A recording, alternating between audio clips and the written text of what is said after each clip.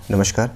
तो आज का सेशन हमारा काफ़ी इंपॉर्टेंट रहने वाला है, क्योंकि आज के सेशन में हम जो लर्निंग विदाउट बर्डन है बीएलएड फर्स्ट ईयर का सिलेबस को देखेंगे। ठीक है, तो मैं जैसा कि आप लोग जानते भी हैं, बीएलएड फर्स्ट ईयर का जो सिलेबस हमारा चल रहा है लगातार, यूनिट फर्स्ट का पेपर सेकंड का जो एजुकेशन इन कंटेम्प्रेरी इंडिया आपका जो पेपर सेकंड है, उसके अंतर्गत हम यूनिट फर्स्ट को डिस्कशन कर रहे हैं। तो सभी टॉपिक जो है वो देख रहे हैं, एक वे में देख रहे हैं। अब जैसे ही हमारा यूनिट फर्स्ट खत्म होगा वैसे हम यूनिट सेकंड जो है लगातार वीडियो आ जाएगा। ठीक है, तो बिना शिक्षा के बोझ अर्थात 1992 जो यशपाल कमेटी जो आई थी, इसके बाद जो इम्प्लीमेंट हुआ इसको 1993 में यशपाल कमेटी जो आई थी, तो उसके अंतर्गत ये चीज़ें बताई गई थी। देखिए थोड़ा सा इसका हम एक विस्तार पूर्वक अगर हम एक संक्षेप भाषा में समझने का प्रयास करें तो लर्निंग विदाउट बर्डन का मतलब क्या होता है कि बालकों के दिमाग में ये बोझ रहता था कि हमें ये इतना सिलेबस ख़त्म करना है, इतनी चीज़ें ख़त्म करनी है, इतना पढ़ना है। तो कहीं ना कहीं जो है मानसिक जो है दबाव रहता था बच्चों के ऊपर कि हमें ये सिलेबस ख़त्म करना है, अपना पूरा सिलेबस। और कहीं ना कहीं टीचर भी ये मानसिक प्रेशर जैसे झेलता था कि उसको जो है सिलेबस इतने तय समय में ख़त्म करवाना है। तो इसी को जो है हटाने के लिए बताया गया कि जो शिक्षा है उसमें किस तरीके से सुधार लाया जा सकता है। ठीक है, तो शिक्षा व्यवस्था में किस प्रकार से सुधार ला करके बिना बोझ की शिक्षा किस प्रकार से दी जा सकती है, उसी को समझाने का यहाँ पे प्रयास किया गया है। तो ये देखते हैं लर्निंग विदाउट बर्डन, शिक्षा बिना बोझ के। देखिए, शिक्षा के अधिकार अधिनियम 2009 के अंतर्गत राष्ट्रीय पाठ्यचर्या 2005 को प्रभावी बनाने के बावजूद स्कूली पाठ्यचर्या में पढ़ना लिखना काफ़ी हद तक पाठ्य पुस्तकों में सीमित रहा। बताने की कोशिश की गई है कि जो शिक्षा का अधिकार अधिनियम आया था 2009 में, इसके अंतर्गत जो है राष्ट्रीय पाठ्यचर्या जो तैयार की गई थी 2005 में, NCF 2005 नेशनल करिकुलम फ्रेमवर्क जो तैयार किया गया था कि किस प्रकार से पाठ्यक्रम होगा, तो उसके अंतर्गत काफ़ी कुछ जो है शिक्षा में सुधार तो लाया गया था, लेकिन फिर भी ये बर्डन था सिलेबस को लेकर। ठीक है, वही बताने की पूरा प्रयास किया गया है। अब अधिकांश शिक्षकों का यह मानना है कि उनका मुख्य प्रयोजन, जो उनका मुख्य कार्य क्या है कि निर्धारित पाठ्यक्रम को पूरा करना उनका मुख्य कार्य है। अतः स्कूल पाठ्यक्रम में समझ के साथ पढ़ना, जानकारी और विचारों को व्यक्त करने जैसी गतिविधियों की उपेक्षा के कारण बच्चे निपुण पाठक बनने में चूक जाते हैं। समझाने की कोशिश की गई है कि हालांकि जो टीचरों का कार्य क्या होता है, वो अपना सिर्फ इतना ही प्रयोजन समझते हैं कि उनको तय समय में इतना सिलेबस पढ़ाना है। ठीक है, इससे क्या होती है, शिक्षा की जो गुणवत्ता होती है, शिक्षा के जो असली मायने होते हैं, जो तकनीकी विकास होता है, वो बालकों में नहीं हो पाता। तो वो एक अच्छे बालक या फिर कह सकते हैं एक अच्छे विद्यार्थी का निर्माण उनके अंदर नहीं हो पाता है। ठीक है, वो सिर्फ उन्हीं में सिमट जाते हैं। अगली बात है कि यशपाल समिति ने अपनी रिपोर्ट शिक्षा बिना बोझ के 1993 में भारत के स्कूलों में निरर्थक और नीरस शिक्षा और कक्षा में बच्चों की समझ या बोध के अभाव को मजबूती से उजागर किया है। ठीक है, किस तरीके से जो है 1993 की जो यशपाल कमेटी आई थी, जिसे हम शिक्षा बिना बोझ के जानते हैं, इसको जो है किस प्रकार से इन्होंने भारत के स्कूलों में निरर्थक और नीरस शिक्षा को कक्षा में बच्चों की समझ या बोध के अभाव को मजबूती से उजागर किया है। अब देखिए, यहाँ पे बताने की कोशिश की गई है कि पढ़ना वस्तुतः अर्थ निर्माण या समझने की प्रक्रिया है। जो हम पढ़ते हैं वो क्या है, वो अर्थ निर्माण, यानी उससे कुछ अर्थ निकले या फिर उसका कोई अर्थ निकले या फिर समझने की प्रक्रिया है। ठीक है, हम कोई चीज़ें पढ़ते हैं तो उसका एक अर्थ निकलता है या फिर समझते हैं। अब पढ़ना पाठक व पाठ्य वस्तु के बीच एक अंतःक्रिया है। ठीक है, जो पढ़ना है वो पाठक जो पढ़ रहा है और पाठ्य वस्तु वो क्या पढ़ रहा है के बीच एक अंतःक्रिया है। ठीक है, उसको किस तरीके में, किस वे में समझता है वो, जिसे पाठक के संदर्भ में आकार दिया जाता है। ठीक है, मान लीजिए कि आप एक स्टूडेंट को पढ़ा रहे हैं, अब उसके समझने की जो प्रवृत्ति है वो बहुत कम है, तो आप उसको बेसिक लेवल से समझाएंगे। वहीं एक दूसरा स्टूडेंट है, उसकी जो समझने की प्रक्रिया है वो तेज़ है, तो उसको आप कोई भी चीज़ें बताएंगे, नॉर्मल चीज़ें आप बताएंगे तो वो बड़ी अच्छी तरीके से ऑब्जॉर्व कर लेगा। तो वही चीज़ें हैं कि जिसे पाठक के संदर्भ के आकार दिया जाता है, पाठक के पूर्व ज्ञान, अनुभव, मनोवृत्ति और उसके समुदाय की भाषा, संस्कृति और सामाजिक रूप पर टिकी है। पढ़ने की प्रक्रिया निरंतर अभ्यास, विकास और पैनेपन की मांग करती है। जो पढ़ने की प्रक्रिया है, यहाँ बताया गया कि पढ़ने की प्रक्रिया निरंतर अभ्यास, ठीक है, निरंतर पढ़ने रहने से अभ्यास बन जाता है, विकास और पैनेपन की मांग करती है। साथ ही पढ़ना सृजनात्मक और आलोचनात्मक विश्लेषण की भी मांग करती है। पढ़ने को ठोस शैक्षिक कार्यक्रमों में एक मुख्य घटक के रूप में मान्यता दी जाती है, लेकिन अनेक विद्यालयों की मौजूदा योजना में बच्चों की पढ़ने में निपुणता को सुनिश्चित नहीं करते, न ही बच्चों को स्वप्रेरित पाठक और लेखक बनाती है। अब राष्ट्रीय पाठ्यचर्या 2005 यानी NCF 2005 में स्पष्ट संकेत है कि अधिकांश बच्चे गणित से डरते हैं और असफलता से भयभीत रहते हैं, अतः वह पहले ही हार मान लेते हैं और गणित पढ़ना छोड़ देते हैं। अब बच्चों में गणितीय समझ के विकास की ओर ध्यान न देकर बहुत सारी अमूर्त अवधारणाएं सिखाई जाती है। कई बार बच्चों में गणितीय कुशलताओं को संवर्धित करने के लिए यांत्रिक तरीकों के नियमों को सीखने पर बल दिया जाता है। समझ और कुशल विनियोग करने के लिए गणित सीखने में बच्चों का इस तरह सहयोग करने की आवश्यकता है जिससे स्कूल के शुरुआती वर्षों में ख़ास तौर पर कक्षा 1 व 2 में गणित के लिए रुझान और गणित के लिए समझ विकसित हो सके। समझाने की बात कही गई है कि स्टार्टिंग में क्या होता है, प्रारंभ में बच्चों के मन में ये कई बार क्या होता है, गणित को लेकर डर बैठ जाता है कि गणित जो है वो काफ़ी विद्वान लोग ही पढ़ सकते हैं, या फिर एक अवधारणा बन जाती है कि गणित जो है वो बहुत कठिन सब्जेक्ट है, इस तरीके से कठिन विषय है। तो हमारे जब मन में जंक्शन बन जाता है तो हम उसकी तरफ उतना ध्यान नहीं देते। दूसरी बात क्या है कि गणित जो है, अब हम अगर एक शिक्षक है जो कि अगर हम प्रारंभ से ही उसका आधार अगर हम मजबूत कर दें तो बच्चों में उसकी रुचि को पैदा कर दे। पढ़ाने के कई तरीके होते हैं। मान लीजिए गणित को आप किसी और वे में, किसी और तरीके में पढ़ा रहे हैं तो उससे क्या होगा कि बच्चों में गणित के प्रति रुझान पैदा होगा, जिसके कारण बच्चे जो है वो गणित को समझने और पढ़ने में अपनी भूमिका, अपनी रुचि को बढ़ाएंगे। ठीक है। और सर्व शिक्षा अभियान का एक राष्ट्रव्यापी उप कार्यक्रम पढ़े भारत बढ़े भारत की योजना बनाई गई है। यह कार्यक्रम 2 भागों में बांटा गया है। कौन कौन से 2 भाग हैं? तो समझ के साथ पढ़ने लिखने में रुचि पैदा करके भाषा विकास में सुधार किया जाए।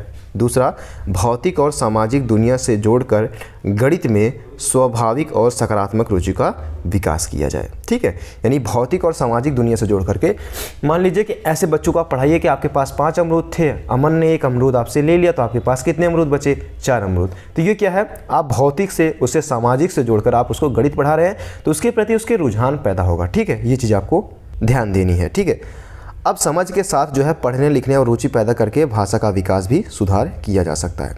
उद्देश्य क्या है समझते हैं। देखिए, समझ के साथ पढ़ने लिखने के लिए बच्चों को अभिप्रेरित करना, स्वतंत्र और सक्रिय पाठक बनने में सहयोग करना, साथ ही वह कक्षा के अनुरूप सीखने के स्तरों को प्राप्त कर सके। ठीक है, उद्देश्य क्या है कि समझ के साथ पढ़ने लिखने के लिए बच्चों को अभिप्रेरित करना और साथ ही साथ में स्वतंत्र और सक्रिय पाठक बनने में सहयोग करना, यानी बच्चा खुद से पढ़ने लिखने लगे, वो उसके इस भाग में जो है उसकी इस भूमिका में उसकी मदद करना। ठीक है, और साथ ही वह कक्षा के अनुरूप सीखने के स्तरों को प्राप्त कर सके, ये टीचर का मुख्य उद्देश्य होगा। साथ ही साथ में संख्या, मापन और आकारों के विषय में बच्चों को तर्क समझने योग्य बनाना और उन्हें संख्यावाचक, स्थैतिक कौशल और स्वतंत्र रूप से आत्मनिर्भर होकर समस्या का समाधान करने योग्य बनाना। मतलब बालकों में जो है जो सामान्य अवधारणाएं हैं पहले उनका विकास करना, इसके साथ ही साथ में बच्चों को जो है स्वतंत्र बनाना ताकि वो खुद से जो है अपने दिमाग का इस्तेमाल करके जो सामान्य अवधारणाएं हैं उन पर वो आगे रख चुके, ठीक है, आगे चल सके। इस तरीके से वो इनका डेवलपमेंट किया जाना चाहिए। साथ ही साथ में पढ़ने लिखने को आनंददायक वास्तविक अनुभवों के साथ जोड़ना। ठीक है, कई बार क्या होता है कि आप पढ़ाई को भी कई अच्छी तरीके से टीचर के ऊपर डिपेंड करता है कि उसकी शैली क्या है पढ़ाने की। तो कई टीचर क्या होते हैं कि कई टीचरों से हमें पढ़ने में बड़ा आनंद होता है, 4-5 घंटे की क्लास ऐसे निकल जाती है पता ही नहीं चलता। तो क्या होता है कि पढ़ाई में आनंददायक कई चीज़ें हम रिलेटेबल लगते हैं, बीच बीच में आप एंटरटेन करते रहिए, तो ये क्या होता है, इससे बच्चे जो है आपसे जुड़े रहेंगे। दूसरी बात है कि बच्चों को सक्रिय व स्वतंत्र पाठक व लेखक बनने के लिए जो है वो बाल्य साहित्य को मान्यता देना। ठीक है, तो उनके अंदर क्या होगा, साहित्य का भी विकास होगा। अब कार्यक्रम के घटक कौन कौन से हैं उसको हम देखने का प्रयास करते हैं। तो पहला है प्रारंभिक कक्षाओं में समझ के साथ पढ़ने लिखने के लिए अभिप्रेरित करना। जैसे गणित।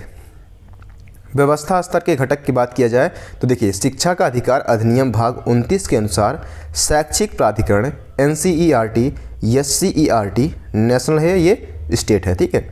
तो शिक्षा का अधिकार भाग 29 के अनुसार शैक्षिक प्राधिकरण NCERT और SCERT के माध्यम से समझ के साथ पढ़ने लिखने और गणित के लिए कार्यक्रम और संरचना पाठ्यक्रम और सामग्री निर्माण करनी होगी, ठीक है। तो सामग्री का निर्माण करना होगा। NCERT को भी यहाँ पे महत्वपूर्ण भूमिका निभानी होगी, जिससे किसी अच्छे से पाठ्यक्रम का जो है निर्माण किया जा सके, जिससे बालकों में रुचि पैदा हो सके पढ़ने के प्रति, ठीक है। दूसरा क्या है कि स्कूली शिक्षा के लिए भाषा की नीति निर्धारण और स्पष्ट होना चाहिए। मतलब स्कूल में किस तरीके की भाषा में जो है शिक्षा दी जाएगी, इसका भी निर्धारण कर लिया जाना चाहिए। सेवापूर्ण और सेवाकालीन शिक्षण प्रशिक्षण में समझ के साथ पढ़ने लिखने व प्रारंभिक कक्षाओं में गणित शिक्षण के विषयों को शामिल किया जाना चाहिए। यानी गणित का जो विषय है उसको प्रारंभिक कक्षा से ही बेसिक जो चीज़ें होती हैं शामिल कर लेना चाहिए, जिससे एक आधार जब मजबूत हो जाएगा तो बालकों के मन में गणित के प्रति जो अरुचि है वो रुचि में बदल जाएगी। अब शिक्षक प्रशिक्षणों को NCERT व जिला स्तरीय प्रशिक्षण संसाधक व्यक्तियों का क्षमता संवर्धन कर सकती है और साथ ही साथ शैक्षिक प्रशासकों, जिलों व ब्लॉक शिक्षा अधिकारी का क्षमता संवर्धन किया जा सकता है। अब नियमित रूप से समझ के साथ पढ़ने लिखने और प्रारंभिक कक्षा में गणित के शोध मूल्यांकन और समय समय पर कार्यक्रम की समीक्षा भी किया जाना चाहिए, ठीक है। तो समीक्षा करते रहना चाहिए, चाहे वो टीचर हो, चाहे वो पाठ्यक्रम हो, चाहे वो बच्चे हों, ठीक है। तो समीक्षा करेंगे तो आपको ये चीज़ें पता चलेंगी कि कितना हमने पढ़ाया, कितने बच्चों ने पढ़ा, टीचर की क्या योग्यता है, क्या वो अभी भी एलिजिबल हैं पढ़ाने के लिए, इस चीज़ों की यहाँ पर समीक्षा की बात कही गई है। स्थानीय भाषाओं में सरल, क्षेत्र विशेष, रोचक और क्रमिक बाल साहित्य व गणित के लिए संसाधनों का निर्माण किया जाना चाहिए। रिकमेंडेशन दिया गया है कि जो प्रारंभिक शिक्षा है उनकी ही क्षेत्र की भाषा में दी जानी चाहिए, जिससे बालक जो है, जो बच्चे हैं, वो सरल व सहज महसूस करें शिक्षा को ग्रहण करने के लिए। बात करते हैं विद्यालय कक्ष के घटक। सीखने का वातावरण, ठीक है। जैसे सीखने सिखाने का समय जो है वो 200 विद्यालय कार्य दिवस पर होना चाहिए और एक शैक्षिक वर्ष में 800 अनुदेशात्मक घंटे, जिसमें 500 घंटे भाषा शिक्षण के लिए और 300 घंटे गणित के लिए। ये कुछ अनुदेशात्मक दिए गए सीखने का वातावरण किस प्रकार से तैयार किया जा सकता है। शिक्षक की भूमिका क्या होगी, तो शिक्षार्थी शिक्षक अनुपात जो होगा वो 30:1 होगा, यानी 30 बच्चों पर एक शिक्षक होना अनिवार्य है। वहीं कक्षा 1 व कक्षा 2 के लिए एक शिक्षक नियुक्त करना, और ठीक है, कक्षा 1 और कक्षा 2 के लिए एक शिक्षक नियुक्त किया जाना चाहिए, ठीक है, एक शिक्षक, वो काफ़ी है। इसके बाद क्या होना चाहिए, इसके बाद की कक्षाओं में 30:1 का अनुपात होना चाहिए। शिक्षकों की उपस्थिति जो है वो 95% होनी चाहिए, ठीक है। अगर अनुपस्थित रहेंगे तो बच्चों में वो चीज़ें डेवलप नहीं हो पाएंगी। प्रति सप्ताह शिक्षक के कार्य, घंटे, तैयारी और शिक्षण के लिए 45 मिनट ये जो है निकालने चाहिए प्रति सप्ताह। एक सप्ताह में प्रत्येक दिन, प्रत्येक सप्ताह में क्या होना चाहिए कि शिक्षक के कार्य, घंटे, तैयारी और शिक्षण के लिए 45 मिनट निकाले जाने चाहिए। छात्र क्या होगा कि बच्चों की न्यूनतम उपस्थिति 75% होनी चाहिए।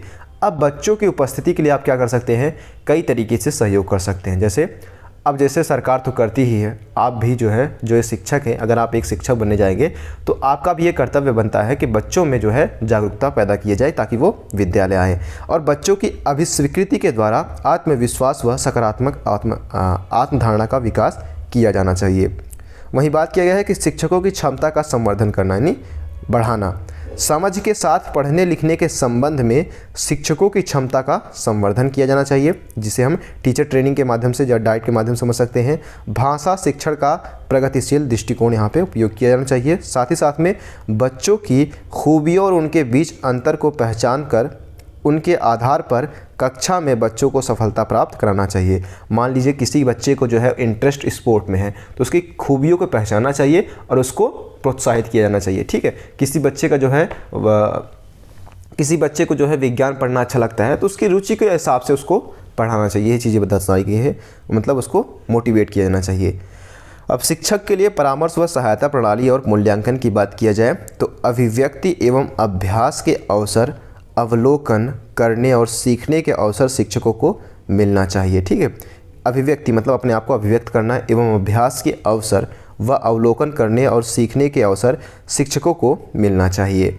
मार्गदर्शन की बात की जाए, नहीं फीडबैक की बात की जाए तो, और मार्गदर्शन और नवाचार के लिए संसाधन व्यक्तियों तक शिक्षकों की पहुंच होनी चाहिए। ठीक है, जो शिक्षक है उनका जो है पहुंच होनी चाहिए, कहाँ तक, किस पे, जो मार्गदर्शन है और नवाचार के जो संसाधन हैं उन तक शिक्षकों की पहुंच होनी चाहिए। स्कूल स्तर की बैठकें होनी चाहिए, यानी प्रत्येक, जो आप देख भी सकते हैं कि प्रत्येक जो है कई बार जो है बुलाया जाता है डाइट पे, बीएसए ऑफिसर आते हैं बीएसए ऑफिस, ठीक है, बीएसए ऑफिस पे। इसके बाद टीचरों की मीटिंग होती है, उसके माध्यम से टीचरों में ये मूल्यांकन किया जाता है कि आपने कितना पढ़ाया, कैसे पढ़ाया, क्या इनोवेशन किया है। ठीक है, उस तरीके से जो है ये डिस्कशन होता है। शिक्षकों को संसाधन सामग्री उपलब्ध कराई जाए, जैसे पोस्टर, श्रव्य दृश्य सामग्री, हस्त पुस्तिकाएँ एवं वीडियो आदि। इससे क्या होगा कि शिक्षक जो है वो बालकों को समझाने में बहुत आसानी होगी उनको। ठीक है, मान लीजिए आप वीडियो के माध्यम समझा रहे हैं, आप किसी हस्तशिल्प के माध्यम समझा रहे हैं, आप मैपिंग के माध्यम समझा रहे हैं, तो बच्चे जल्दी समझने का प्रयास करेंगे। ठीक है, अब मूल्यांकन व्यवस्था क्या हो गई। ठीक है, देखिए शिक्षकों के निष्पादन का मूल्यांकन करने के लिए शिक्षक मूल्यांकन प्रक्रिया होनी चाहिए। ठीक है, कि शिक्षक उस योग्य है कि बालकों को वो पढ़ा सके कि नहीं। तो प्रत्येक साल में या फिर प्रत्येक 5 साल में, हालांकि ये बताया नहीं गया था, लेकिन शिक्षकों का मूल्यांकन भी किया जाना जरूरी है।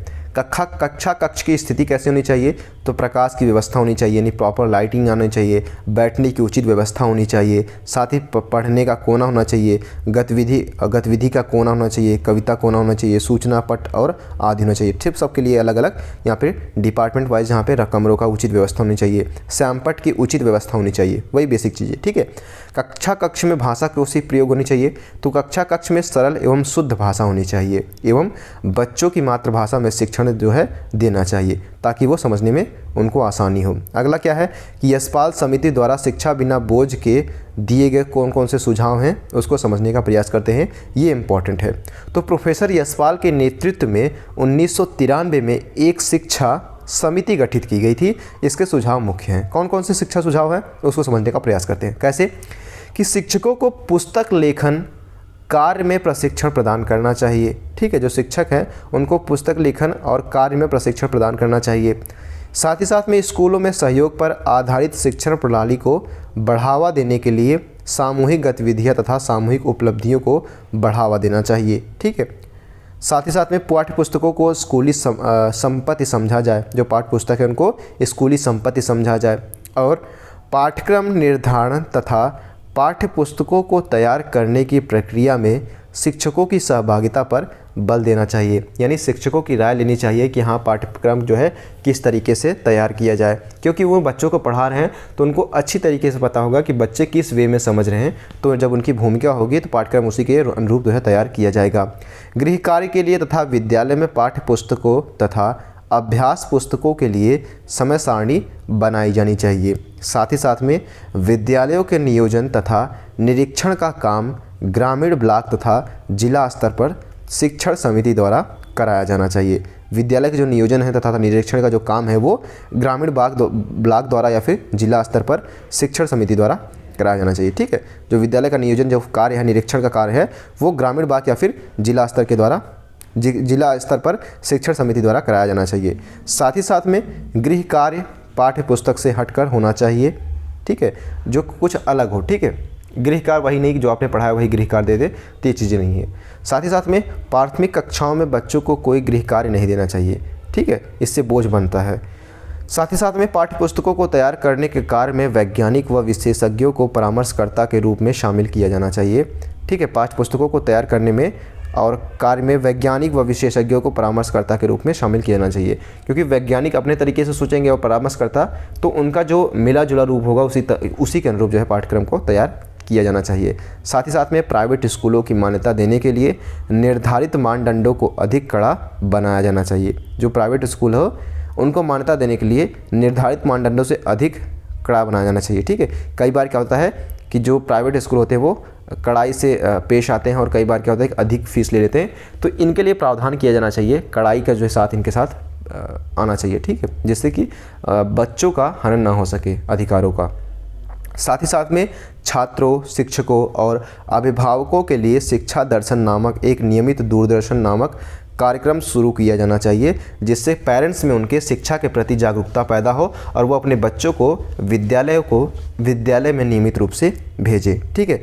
साथ ही साथ में शिक्षकों की सतत शिक्षा अस्थायी कार्यक्रम के रूप में विकसित किया जाना चाहिए। जो शिक्षकों की सतत शिक्षा है वो अस्थायी कार्यक्रम के रूप में विकसित किया जाना चाहिए।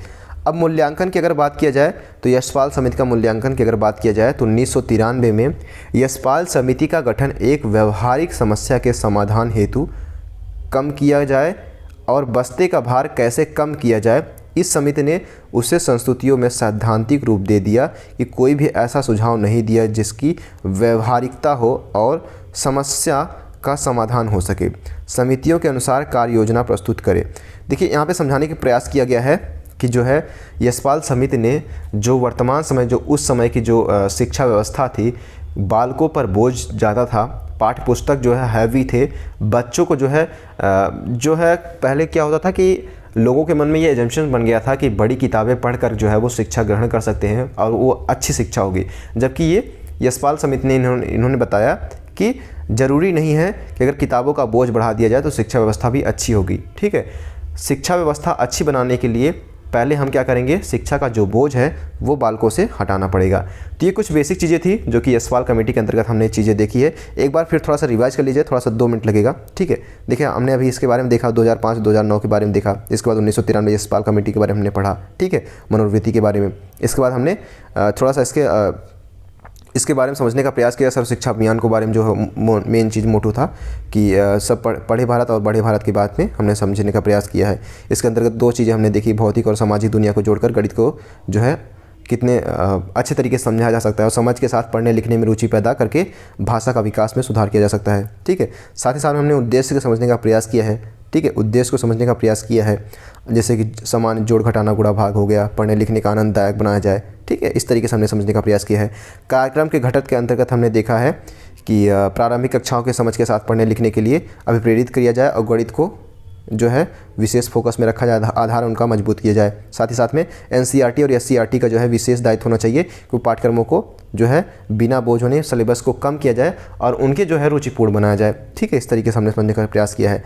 और साथ ही साथ में शैक्षिक प्रशासक को जिला व ब्लॉक शिक्षा अधिकारी का क्षमता का संवर्धन किया जाना चाहिए। इस चीज़ों को हमने समझने का प्रयास किया है। विद्यालय कक्ष के घटक कैसे होना चाहिए, यानी सीखने का वातावरण कैसा होना चाहिए, हमने ये देखा। शिक्षक कैसे होने चाहिए, अनुपात कितना होना चाहिए। ठीक है। उपस्थिति कितनी होनी चाहिए और 45 मिनट उनके लिए निकाला जाना चाहिए। छात्रों के लिए हमने देखा कि 75% जो है न्यूनतम उपस्थिति होनी चाहिए। और शिक्षकों की क्षमता संवर्धन किस प्रकार से किया जा सकता है वो भी हमने देखा कि समझ के साथ पढ़ने लिखने के संबंध में शिक्षकों की क्षमता संवर्धन का विकास किया जाना चाहिए। भाषा शिक्षा का प्रगतिशील दृष्टिकोण को विकास किया जाना चाहिए। और यहाँ पे हमने देखा कि शिक्षक के लिए परामर्श व सहायता प्रणाली का मूल्यांकन भी, यहाँ पे फीडबैक जिसे हम कहते हैं उसको यहाँ पे बात की गई। मूल्यांकन व्यवस्था की जानी चाहिए। कक्ष की स्थिति कैसे होनी चाहिए। ठीक है। यहाँ पे प्रकाश की व्यवस्था होनी चाहिए। साथ ही साथ में बैठने का अच्छा उचित स्थान होना चाहिए। भाषा कैसी प्रयोग होनी चाहिए, तो हमने देखा कि प्राथमिक कक्षाओं में मातृभाषा में ही उनका शिक्षा दिया जाना चाहिए। ये चीज़ें हमने देखा। ठीक है। इसके साथ साथ में जिला स्तर पर, राज्य स्तर पर और केंद्र स्तर पर, साथ ही साथ में ब्लॉक स्तर पर किस तरीके से शिक्षा व्यवस्था को सरकार का दायित्व होना चाहिए कि वह शिक्षा व्यवस्था को सुचारू रूप से संचालित करे। ठीक है। इसके साथ साथ में कुछ हमने मूल्यांकन देखा और मूल्यांकन हमने देखा कि जो उस समय की स्थिति थी कि बहुत बोझ बढ़ गया था शिक्षा का, इसके अनुरूप जो है शिक्षा व्यवस्था में सुधार लाने के लिए यशपाल कमेटी ने ये निर्देश अपना जो है प्रस्ताव पारित किया था। ठीक है, जारी किया था। तो आई होप आपको वीडियो पसंद आया होगा। आपको सारी कन्फ्यूजन, सारे डाउट्स यहाँ पे क्लियर हो गए होंगे। अगर आपका फिर भी कोई डाउट है तो आप कमेंट बॉक्स के माध्यम से पूछ सकते हैं। इसका PDF फाइल आपको टेलीग्राम से मिल जाएगा या फिर आप हमसे व्हाट्सअप से भी 6393621344 से जुड़ सकते हैं। हालांकि कोशिश कीजिएगा टेलीग्राम से ही जुड़ने का।